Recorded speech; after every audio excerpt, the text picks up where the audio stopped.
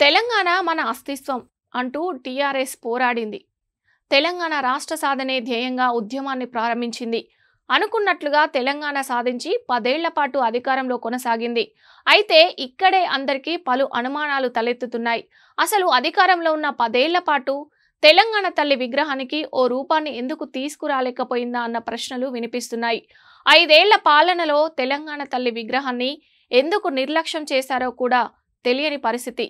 కానీ ఇప్పుడు కాంగ్రెస్ ప్రభుత్వం, అందులోనూ ముఖ్యమంత్రి రేవంత్ రెడ్డి మాత్రం ఆ క్రెడిట్ కొట్టేశారు. దశాబ్ద కాలం తర్వాత కాంగ్రెస్ ను ప్రజలు ఆదరించారు. దాంతో ఎక్కడా కూడా తెలంగాణ వాదాన్ని చిన్నచూపు చూడడం లేదు. తెలంగాణ వాదులకు ప్రాధాన్యం ఇస్తూనే ముందుకు సాగుతున్నారు. ఇందులో భాగంగానే ఇప్పుడు తెలంగాణ తల్లి విగ్రహానికి ఓ రూపాన్ని తీసుకొచ్చారు. గత ప్రభుత్వం 10 ఏళ్ల పాటు పట్టించుకొని తెలంగాణ తల్లి విగ్రహాన్ని రేవంత్ రెడ్డి రెడీ చేయించారు. తాజాగా తెలంగాణ తల్లి రూపం ప్రభుత్వం విడుదల చేసింది. ఆకుపచ్చ చీరలో తెలంగాణ సంస్కృతి సాంప్రదాయాన్ని ప్రతిబింబించేలా విగ్రహాన్ని రెడీ చేయించారు. ఎలాంటి నగ, ఎలాంటి బంగారు కిరీటాలు లేకుండా సింపుల్ గా తెలంగాణ మహిళా రూపంలో సిద్ధం చేయించారు. రేపు ఎంతో అట్టహాసంగా సెక్రటేరియట్లో ఆవిష్కరించబోతున్నారు. అయితే ఇక్కడే రేవంత్ రెడ్డి వ్యవహరించిన చాకచక్యాన్ని సైతం అందరూ అభినందిస్తున్నారు.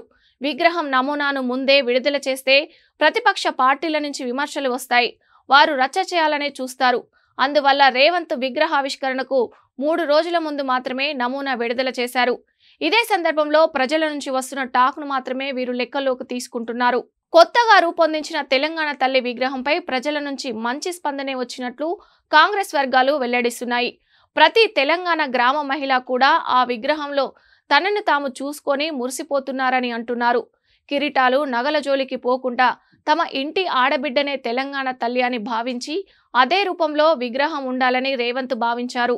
బీఆర్ఎస్ కానీ కాంగ్రెస్ వ్యతిరేకులు సాధారణంగా తెలంగాణ తల్లి విగ్రహ రూపాన్ని వ్యతిరేకిస్తూనే ఉన్నారు.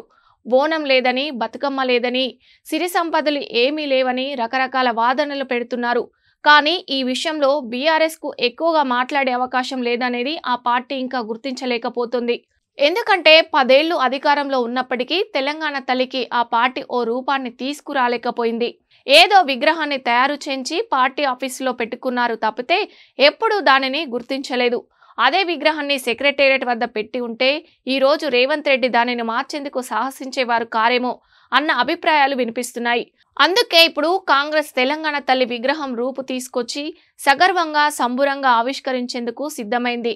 ఇది కాస్త కాంగ్రెస్ పార్టీకి తెలంగాణ ప్రజల నుంచి అడ్వాంటేజ్ అయిందని రాజకీయ వర్గాల్లో టాక్ నడుస్తుంది.